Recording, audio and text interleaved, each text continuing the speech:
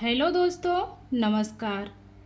स्वागत है आप सभी का अपने चैनल साहित्य ज्ञान धारा में। आशा करती हूँ आप सभी लोग स्वस्थ होंगे, मस्त होंगे और मन लगाकर अपनी पढ़ाई में लगे होंगे। आज हम लोग कवियों की श्रृंखला में पढ़ेंगे विद्यापति के बारे में। तो शुरू करते हैं आज की क्लास को बिना किसी देरी के।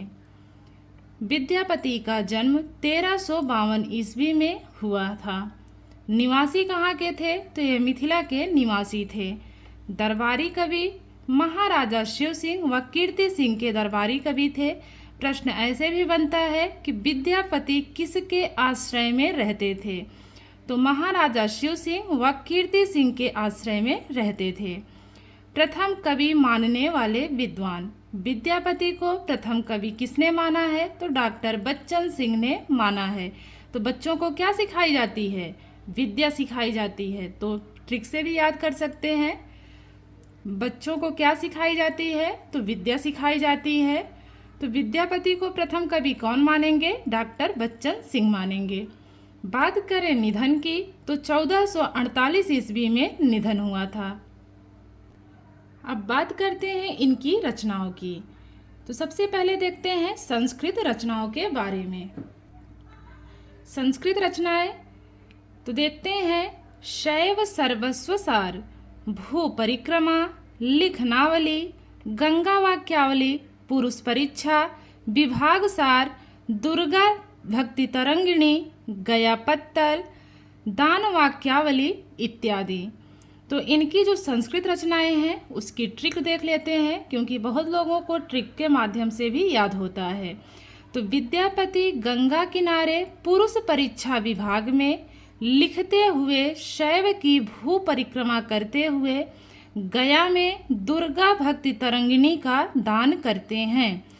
तो विद्यापति से विद्यापति हो गए, गंगा से हो गया गंगा वाक्यावली, पुरुष परीक्षा, विभाग से विभाग सार हो गया, लिखते से लिखनावली, शैव से शैव सर्वस्व सार हो गया, भू परिक्रमा, गया से गया पत्तलक, दुर्गा भक्ति तरंगिणी, दान से दान वाक्यावली।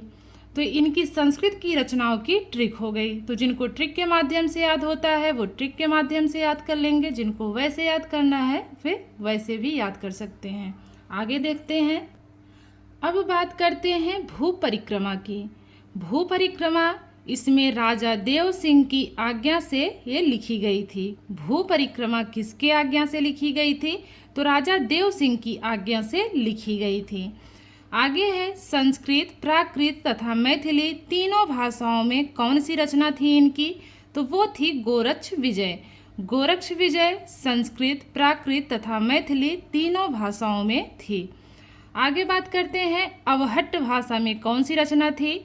तो कीर्तिलता तथा कीर्ति पताका। कीर्तिलता तथा कीर्ति पताका की भाषा क्या थी? तो अवहट्ट थी। आगे बात करते हैं मैथिली में रचनाओं की। तो पदावली, या ऐसे कह सकते हैं कि विद्यापति पदावली, तो इसकी भाषा क्या थी? तो मैथिली भाषा थी।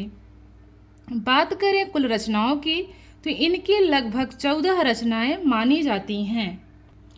आगे देखते हैं। कीर्ति पताका में राजा शिव सिंह की वीरता का वर्णन है। इनकी जो रचना कीर्ति पताका है उसमें राजा शिव सिंह की वीरता का वर्णन किया गया है।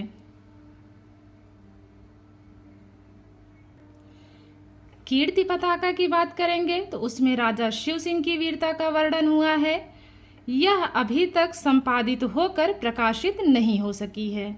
आगे बात करते हैं कीर्तिलता की। तो कीर्तिलता में जौनपुर का रोचक वर्णन है। यह पद्धड़ियाँ छंदबद्ध शैली में रचित रचना मानी जाती है।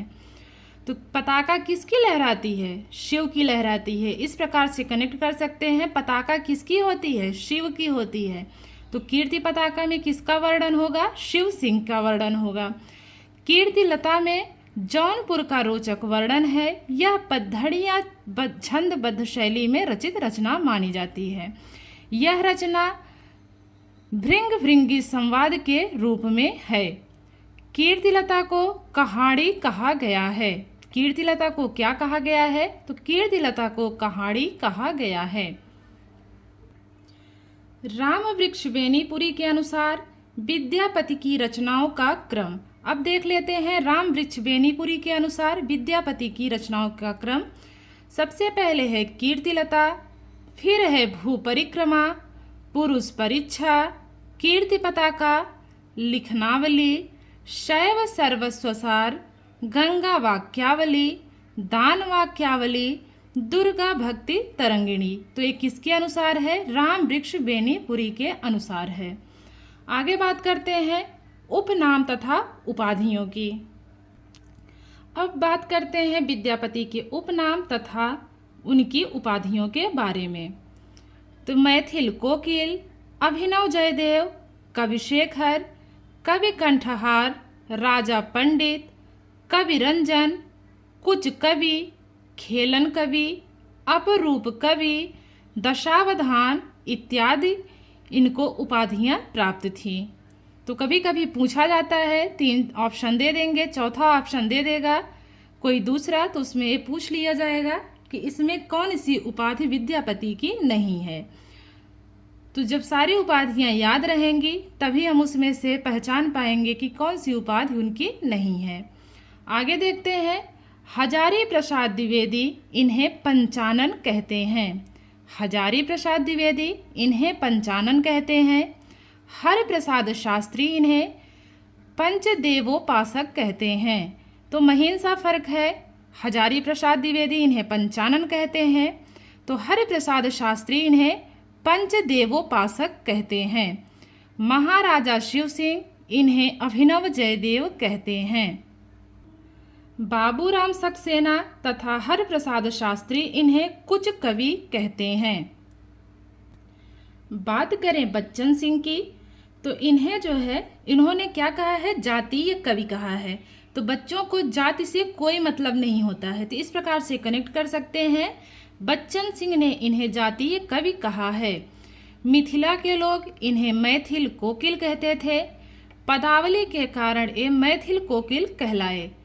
तो प्रश्न ऐसे भी बन सकता है कि ऐसी कौन सी रचना थी विद्यापति की जिसके कारण वो मैथिल कोकिल कहलाए? तो वो रचना थी पदावली।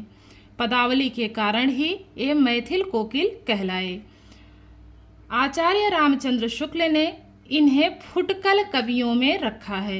आचार्य रामचंद्र शुक्ल ने इन्हें फुटकल कवियों में रखा है।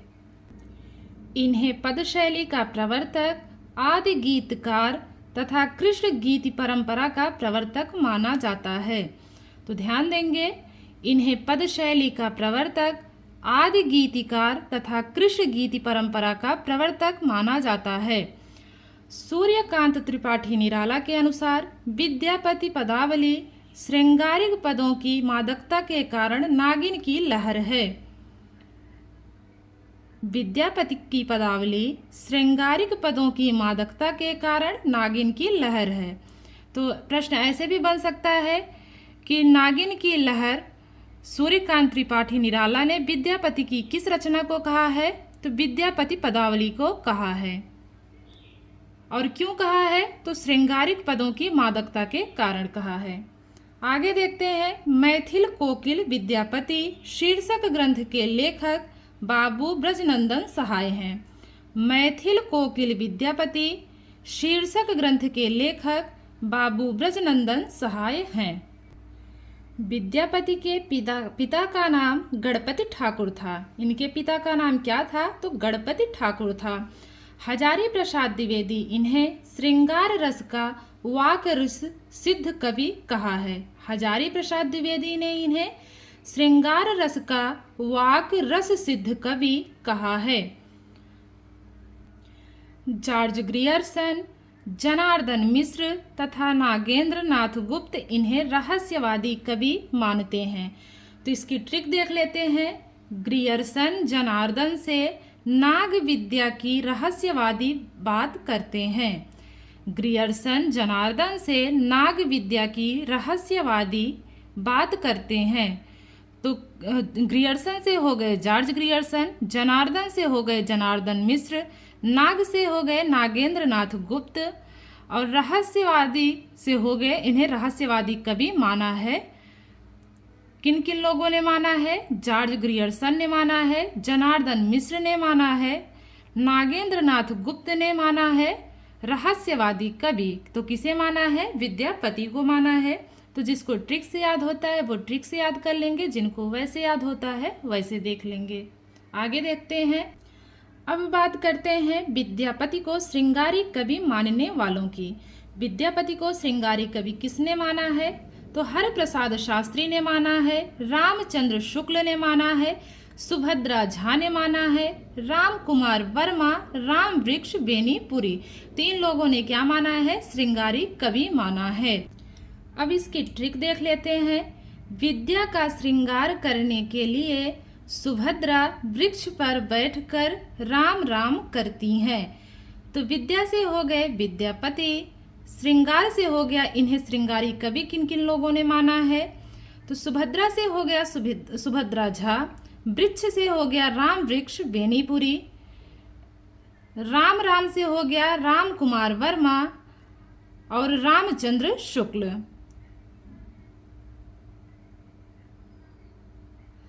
तो इस प्रकार से कनेक्ट कर सकते हैं। माना किसने है? हरप्रसाद शास्त्री ने, रामचंद्र शुक्ल ने, सुभद्रा झा ने, राम कुमार वर्मा तथा राम वृक्ष बेनीपुरी ने विद्यापति को श्रृंगारी कवि माना है। अब देखते हैं विद्यापति को भक्त कवि मानने वालों के। तो विद्यापति को भक्त कवि किसने किसने माना है? बाबू ब्रजनंदन सहाय ने माना है, श्याम सुंदर दास ने माना है, हजारी प्रसाद द्विवेदी ने माना है। फिर से देखते हैं विद्यापति को भक्त कवि मानने वाले कौन कौन हैं। तो बाबू ब्रजनंदन सहाय हैं, श्याम सुंदर दास हैं, हजारी प्रसाद द्विवेदी हैं। अब ट्रिक देख लेते हैं। विद्या को 1000 बार श्याम ब्रज में जाकर भक्त मानते हैं। विद्या को 1000 बार श्याम ब्रज में जाकर भक्त मानते हैं। तो विद्या से हो गए विद्यापति, 1000 से हो गए हजारी प्रसाद द्विवेदी, श्याम से हो गए श्याम सुंदर दास, ब्रज से हो गए ब्रजनंदन सहाय, भक्त से हो गए भक्त कवि मानने वाले। आगे देखते हैं। नगेंद्र नाथ गुप्त लक्ष्मण विद्यापति का जन्म 1360 ईस्वी मानते हैं।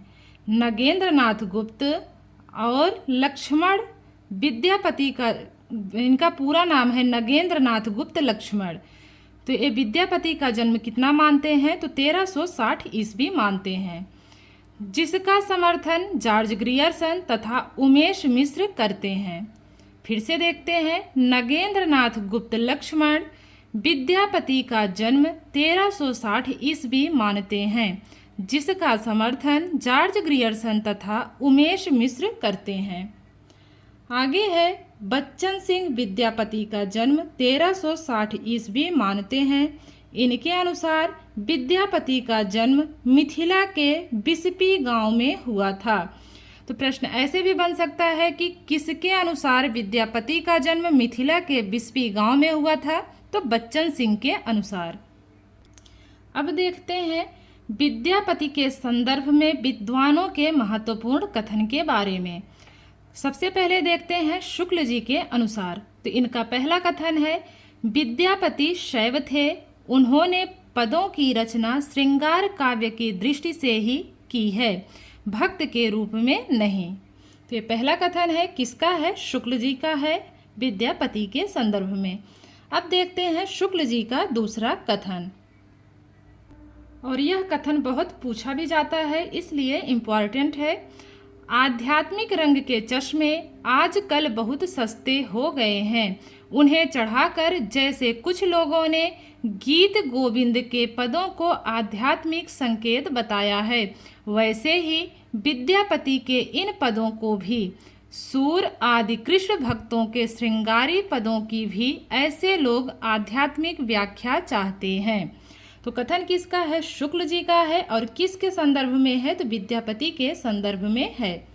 इनका तीसरा कथन है, विद्यापति को कृष्ण भक्तों की परंपरा में ना समझना चाहिए। विद्यापति को कृष्ण भक्तों की परंपरा में नहीं समझना चाहिए। अब देखते हैं अयोध्या सिंह उपाध्याय हरिऔध के अनुसार। अयोध्या सिंह उपाध्याय हरिऔध विद्यापति के संदर्भ में क्या बोलते हैं, क्या कहते हैं, तो इनका भी कथन देख लेते हैं। गीत गोविंद के रचनाकार जयदेव की मधुर पदावली पढ़कर जैसा अनुभव होता है, वैसे ही विद्यापति की पदावली पढ़कर अपनी कोकिल कंठता के कारण ही उन्हें मैथिल कोकिल कहा जाता है। तो यह कथन है अयोध्या सिंह उपाध्याय हरिऔध का। किसके संदर्भ में है, तो विद्यापति के संदर्भ में है। एक बार पुनः देखते हैं। गीत गोविंद के रचनाकार जयदेव की मधुर पदावली पढ़कर जैसा अनुभव होता है, वैसे ही विद्यापति की पदावली पढ़कर अपनी कोकिल कंठता के कारण ही उन्हें मैथिल कोकिल कहा जाता है। अब देखते हैं डॉक्टर राम कुमार वर्मा के अनुसार। विद्यापति का संसार ही दूसरा है, वहाँ सदैव कोकिलाएं ही कुंजन करती हैं। पुनः देखते हैं। विद्यापति का संसार ही दूसरा है, वहाँ सदैव कोकिलाएं ही कुंजन करती हैं। तो यह कथन है डॉक्टर राम कुमार वर्मा का और किसके संदर्भ में है, तो विद्यापति के संदर्भ में है। आगे देखते हैं। अब देखते हैं डॉक्टर गुलाब राय के अनुसार। डॉक्टर गुलाब राय अपने ग्रंथ हिंदी साहित्य का सुबोध इतिहास में लिखते हैं कि विद्यापति में भक्ति भावना थी, किंतु उन पर श्रृंगार भावना ने विजय पा ली थी। फिर से देखेंगे। डॉक्टर गुलाब राय अपने ग्रंथ हिंदी साहित्य का सुबोध इतिहास में लिखते हैं कि विद्यापति में भक्ति भावना थी, किंतु उन पर श्रृंगार भावना ने विजय पा ली थी।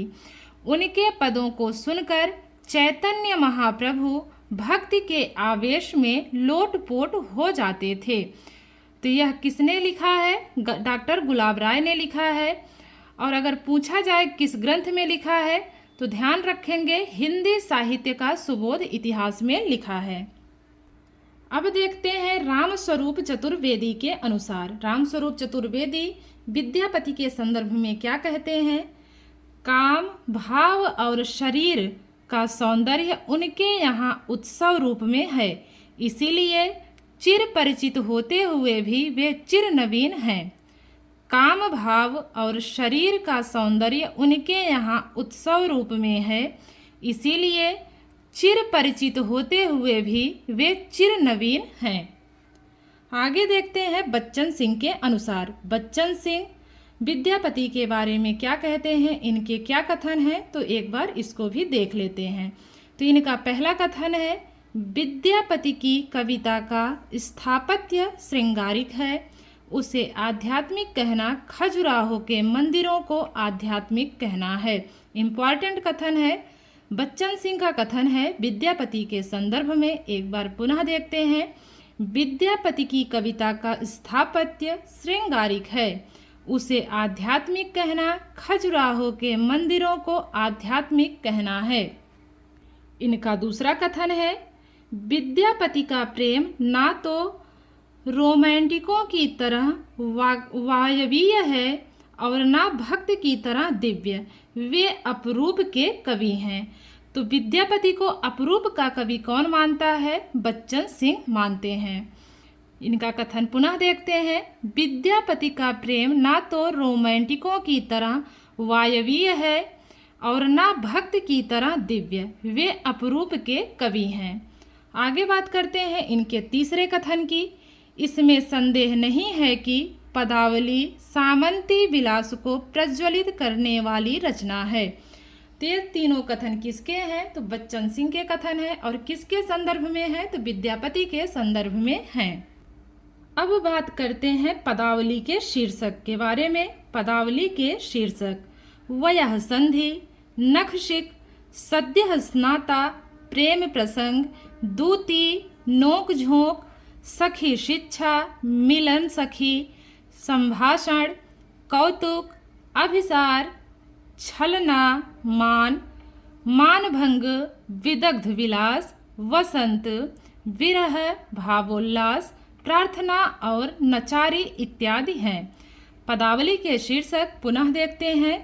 वयः संधि, नख शिख, सद्यः स्नाता, प्रेम प्रसंग, दूती, नोक झोंक, सखी शिक्षा, मिलन, सखी संभाषण, कौतुक, अभिसार, छलना, मान, मानभंग, विदग्ध विलास, वसंत, विरह, भावोल्लास, प्रार्थना और नचारी इत्यादि हैं। तो ये सारे क्या हैं? पदावली के शीर्षक हैं।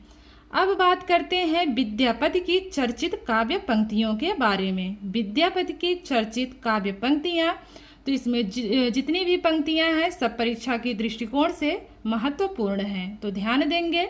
मैंने ऐसी ही पंक्तियों को इसमें रखा है जो परीक्षा की दृष्टि से महत्वपूर्ण हैं। तो सबसे पहले है कीर्तिलता से इनकी जो काव्य पंक्तियाँ हैं उसको देखते हैं। देसिल बना या बयना सब जन मिठा, कहीं कहीं पर बना भी लिखा हुआ मिलता है, कहीं कहीं बयना भी लिखा मिलता है। तो देसिल बयाना या बयना सब जन मिठा कहाँ से ली गई है? कीर्तिलता से ली गई है। और किसकी पंक्ति है? तो विद्यापति की पंक्ति है। अब बात करते हैं पुरुष कहाड़ी हव कहो जसु पत्थावे पुन्नो। इम्पॉर्टेंट पंक्ति है, विद्यापति की पंक्ति है, कीर्तिलता से ली गई है। पुरुष कहाड़ी हव कहो जसु पंथावे पुन्नो। अगली पंक्ति है बाल चंद बिज्जावहु भाषा दुह नहीं लग गई दुज्जन हासा। बाल चंद बिज्जावहु भाषा दुह नहीं लग गई दुज्जन हासा विद्यापति की चर्चित काव्य पंक्ति है, कीर्तिलता से ली गई है। अगली पंक्ति है, ये भी कीर्तिलता से ही है। सक्कई वाणी बहु न भावै। सक्कई वाणी बहु न भावै कहाँ से ली गई है? कीर्तिलता से ली हुई पंक्ति है, विद्यापति की काव्य पंक्ति है। तो ये चारों पंक्तियाँ कीर्तिलता से ली गई हैं और बहुत ही महत्वपूर्ण है परीक्षा की दृष्टिकोण से। अब बात करते हैं इनकी अन्य काव्य पंक्तियों की। तो सबसे पहले है सुधा मुख के बिह निर्मल बाला। सुधा मुख के बिह निर्मल बाला किसकी पंक्ति है? तो विद्यापति की काव्य पंक्ति है। दूसरी पंक्ति है सक्कय वाणी बहुवन भावै। सक्कय वाणी बहुवन भावै, यह भी काव्य पंक्ति किसकी है? तो विद्यापति की काव्य पंक्ति है। आगे है कनक कदली पर सिंह समारल ता पर मेरु समाने। कनक कदली पर सिंह समारल ता पर मेरु समाने, यह भी काव्य पंक्ति विद्यापति की है। आगे है यह विधि व्याहन आयो एहन वाउर जोगी। यह विधि व्याहन आयो एहन वाउर जोगी, तो यह भी काव्य पंक्ति किसकी है? तो विद्यापति की है। इनकी अगली काव्य पंक्ति को देखते हैं। हरिजनि विसख मो ममिता हम नर अधम परम पतिता। हरिजनि विसख मो ममिता हम नर अधम परम पतिता। तो ये थी विद्यापति के बारे में उनसे उनसे संबंधित कुछ उनकी रचनाएं, कथन, जो कि परीक्षा की दृष्टि से अत्यंत ही महत्वपूर्ण है। आशा करती हूँ आप लोगों को ये क्लास अच्छी लगेगी। तो अगर क्लास अच्छी लगे तो आप लोग प्लीज़ कमेंट करके बताइएगा और लाइक कीजिएगा। चैनल को जिन लोगों ने सब्सक्राइब नहीं किया है वो लोग कृपया सब्सक्राइब कर लें ताकि ऐसी ही वीडियोज़ उनके तक हमेशा पहुँचती रहे। कल हम मिलेंगे एक नए टॉपिक के साथ, कवियों की श्रृंखला में एक और कवि के साथ। तब तक के लिए सभी को जय श्री कृष्णा, जय श्री राम, नमस्कार।